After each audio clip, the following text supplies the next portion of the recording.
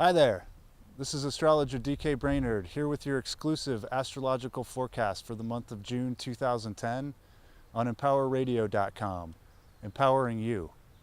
I'm standing in front of the old abandoned Packard Motors factory, the largest abandoned building in Detroit, which is saying something because there are a lot of abandoned buildings in Detroit.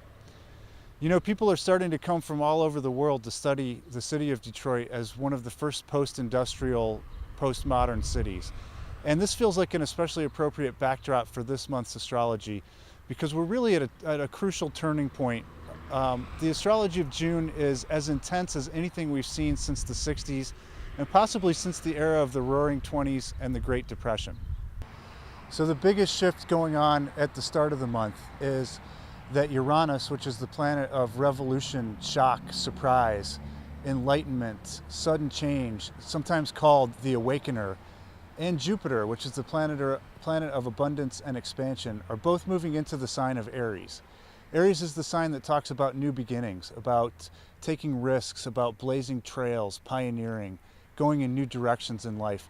And what we're seeing in June is that we are at the beginning of a period of change that is going to sweep the world and really change the way that we do everything that it is that we do.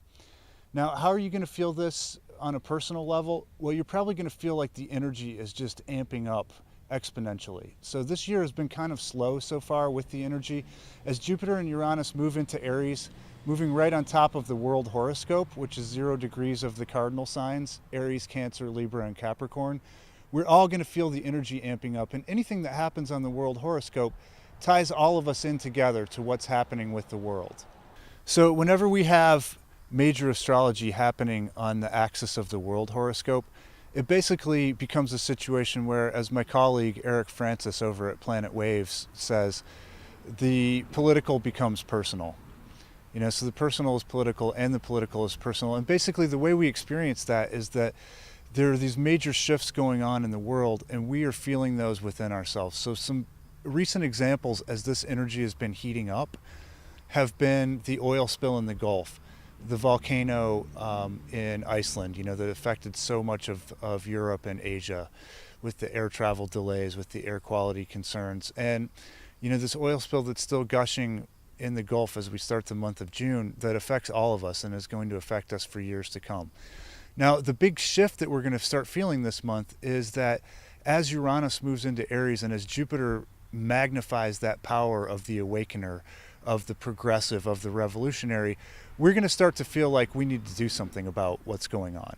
So it's no longer going to feel like it's a situation where we can sort of bury our heads in the sand and hope that things change on their own accord. We're really going to realize that we need to be the change that we're going to see in the world.